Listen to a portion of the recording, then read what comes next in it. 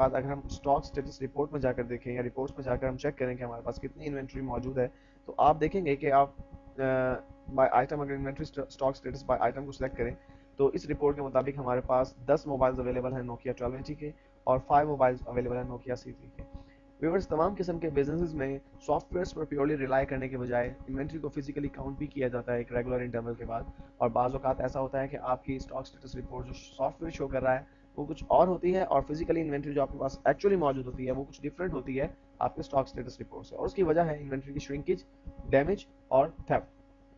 Because ज़्यादातर cases में ऐसा होता है कि कुछ एम्प्लॉयज़ या कुछ कस्टमर्स हमारी शॉप से या हमारे बिजनेस से कुछ मर्चेंडाइज जो है वो चोरी करके ले जाते हैं, जो हम जिसका हमें पता नहीं चल पाता, और उसकी वजह से हम अपने स्टॉक स्टेटस रिपोर्ट पर रिलाई करते रहते हैं। लेकिन जब हम फिजिकली काउंट करते हैं इन्वेंट्री को, तो हमें पता चलता है कि हमारे पास जो इन्वेंट्री मौजूद है वो कुछ और है, और जो हमारा सॉफ्टवेयर शो कर रहा है इन्वेंट्री की स्टॉक स्टेटस रिपोर्ट वो कुछ और है।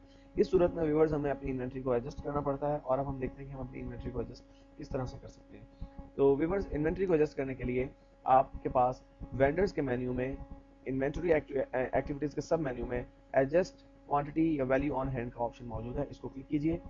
यहाँ पर सबसे पहले आपको एडजस्टमेंट की डेट डालनी है कि आप किस डेट को एडजस्ट कर रहे हैं, उसके बाद उसका रेफरेंस नंबर देना है, और उसके बाद व्यूवर्स आपको एक एडजस्टमेंट अकाउंट की जरूरत पड़ेगी। बेसिकली जब आपकी इन्वेंट्री डैमेज हो जाती है, चोरी हो जाती है, उसके लिए जब आपको एडजस्टमेंट करना है तो होगा क्या, बेसिकली जब आप इन्वेंट्री को एडजस्ट करेंगे तो वो एडजस्टमेंट आपके लिए खर्चा बन जाएगा, और उतनी वैल्यू से आपकी इन्वेंट्री जो है वो रिड्यूस हो जाएगी, उतनी मालियत से आपकी इन्वेंट्री कम हो जाएगी। तो उसके लिए हमें एक अकाउंट चाहिए इन्वेंट्री के एडजस्टमेंट के लिए।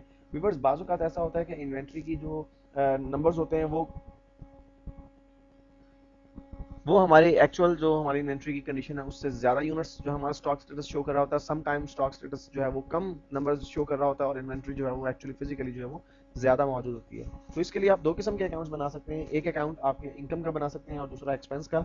लेकिन व्यूअर्स, ज़्यादातर केसेस में ऐसा होता है कि इन्वेंट्री श्रिंकेज होती है, यानी आपकी एक्चुअल इन्वेंट्री कम होती है और आपकी फिजिकल इन्वेंट्री जो है वो आपकी जो स्टॉक स्टेटस रिपोर्ट में इन्वेंट्री शो हो रही होती है वो ज़्यादा हो रही होती है। तो उसके लिए हमें एक अकाउंट की जरूरत पड़ेगी जो कि अब तक हमने नहीं बनाया।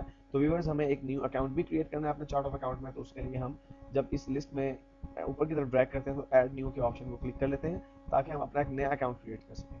और व्यूअर्स, चूंकि वो हमारे लिए एक्सपेंस होगा, इसलिए अकाउंट टाइप में से हम एक्सपेंस के ऑप्शन को सिलेक्ट करते हैं और उसको नाम देते हैं एक मीनिंगफुल नाम,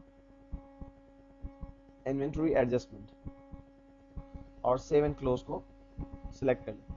व्यूअर्स, अब फर्ज कीजिए कि आपने जब फिजिकली इन्वेंट्री को काउंट किया तो आपके पास जो इन्वेंट्री नोकिया 1280 की है वो 10 के बजाय 9 मोबाइल आपके पास मौजूद है, यानी एक मोबाइल या तो चोरी हो चुका है या डैमेज हो चुका है, लेकिन उसके बारे में आपको पता नहीं चला अभी तक। तो उसके लिए आप क्या करेंगे, करंट क्वांटिटी में आपके सामने 10 लिखा हुआ नजर आ रहा है आपको, आप न्यू क्वांटिटी की वैल्यू में 10 के बजाय 9 एंटर कर दीजिए व्यूअर्स।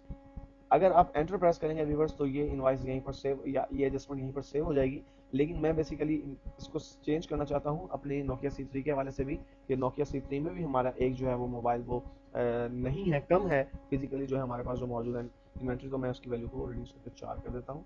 और फिर इसके बाद आप देख रहे हैं कि जो ही मैंने यहाँ पर 9 और 4 एंटर किया, क्वांटिटी डिफरेंस के अंदर -1 और -1 लिखा हुआ नजर आ रहा है। बेसिकली इस एडजस्टमेंट की वजह से हमारे ये यूनिट्स जो है वो एक एक नंबर जो है उसका रिड्यूस हो चुका है। और मैं इसे जब सेव एंड क्लोज करूंगा तो देखिए आपके पास दोबारा से वो मेन विंडो अपीयर हो गई है जो आपकी होम विंडो है। इसका मतलब है कि ये इन्वेंट्री एडजस्टमेंट सेव हो चुकी है। और व्यूअर्स, अब हम देखते हैं कि क्या हमारे इस एडजस्टमेंट का इफेक्ट हमारे स्टॉक स्टेटस पर भी हुआ है।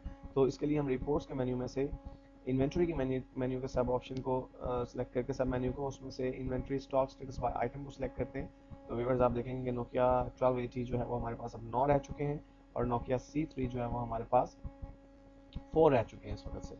इसका मतलब है कि हमारे इस इन्वेंट्री की एडजस्टमेंट हो चुकी है, और हमारा स्टॉक स्टेटस रिपोर्ट भी अपडेट हो चुका है इसके साथ।